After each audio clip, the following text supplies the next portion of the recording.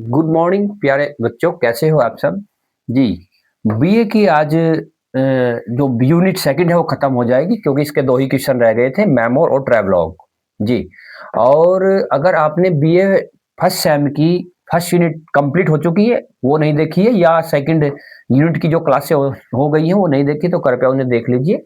ये सारे वही क्वेश्चन हैं जो एग्जाम में बार-बार मिलते हैं, बस उतना ही कराया गया जो एग्जाम के लिए बिल्कुल एग्जाम के पर्सपेक्टिव से वेरी इंपॉर्टेंट है। जी, आज के हमारे 2 क्वेश्चन रह गए हैं बस ये यूनिट सेकंड के, वो देखते हैं। एक है डिफाइन मेमोर। मेमोर को बोलते हैं स्मृति चित्रण। किसी जब लेखक किसी यादगार या अपनी कोई पुरानी बात को याद करके उसके ऊपर कोई लेख लिखता है, कोई कंपोजिशन कंपोज करता है तो वो मेमोर कहलाता है। इस जिसे पढ़ते हैं ए मेमोर एक स्मृति चित्रण इज अ कलेक्शन, एक संग्रह होता है ऑफ पर्सनल मेमोरीज।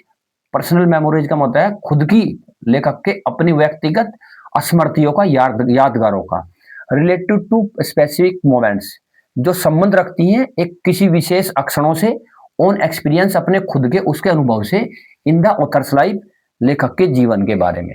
लेखक के जीवन का जो कोई अनुभव है और वो भी किसी विशेष अक्षणों का, उससे संबंधित कोई पर्सनल स्मृति या उसे याददाश्त या यादगारें आ रही हैं तो उसका जो कलेक्शन होता है, संग्रह उन सारी बातों का, वो मेमोर कहलाता है।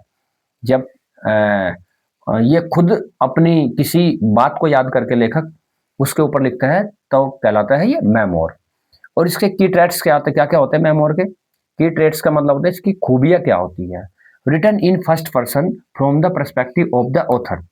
ये हमेशा फर्स्ट पर्सन में लिखा जाता है, यानी आई या वी में लिखा जाता है, क्योंकि लेखक इसमें अपनी खुद की किसी घटना का चर्चा करते हैं, किसी घटना के बारे में बताते हैं तो वो बताता है कि मैं वहां गया था, मैंने वहां देखा, मैंने याद है कि कभी ऐसा हुआ था, मैं वहां पर था, मैंने ऐसा किया वैसा किया वो देखा। तो अपने खुद की जो कोई यादगार है उसके बारे में लिखता है। और पर्सपेक्टिव दृष्टिकोण क्या होता है, वो ऑथर का होता है। रिटन इन फर्स्ट पर्सन में लिखा जाता है, आई या वी में, यानी मैं या हम के साथ में लिखा जाता है। और इसका लेखक के पर्सपेक्टिव के से ही संबंध रखता है, यानी इसके दृष्टिकोण जो होता है वो सब संबंध लेखक का ही होता है। और नैरो इन स्कोप और टाइम, इसके अंदर जो टाइम लाइन होती है वो बहुत छोटी होती है, यानी ना ही तो कोई ड्रामा या नाटक होता है, ना ही कोई नॉवेल होता है, अकेला कोई भी एक छोटी सी यादगार के ऊपर जब लेखक लिखता है तो उसे मेमोर कहते हैं। ये इसके के ट्रैप्स है। Define travelogue with some example.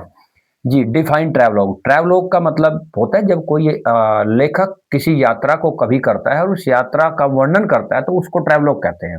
A travelogue is a truthful account.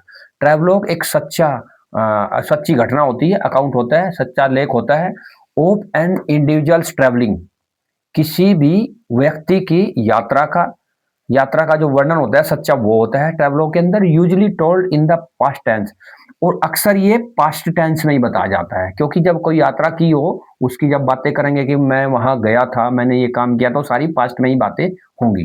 तो अक्सर वो travelogue told in the past tense में बताया जाता है and in the first person, और फर्स्ट पर्सन में बताते हैं। फर्स्ट पर्सन मैंने वो अपने बारे में बात करता है कि मैंने ये वहां पर यात्रा की थी, वहां मैंने ऐसा ऐसा देखा था, तो आई में बात करता है, आई या वी में। The word travelogue supposedly comes from, जो वर्ड है ट्रैवलॉग ये संभवतः आता है कहां से, from the combination of two words, दो शब्दों के मेल से आता है, ट्रैवल और मोनोलॉग। ट्रैवल और मोनोलॉग, ट्रैवल मीन्स होता है यात्रा, और मोनोलॉग होता है उसके ऊपर कोई लिखा हुआ लेख। ओके, आज हमारी यूनिट सेकंड खत्म हो गई है। यूनिट फर्स्ट आपने देखी नहीं तो देख लीजिए, और यूनिट थर्ड आपको जल्दी मिलने वाली है। थैंक यू, जय हिंद।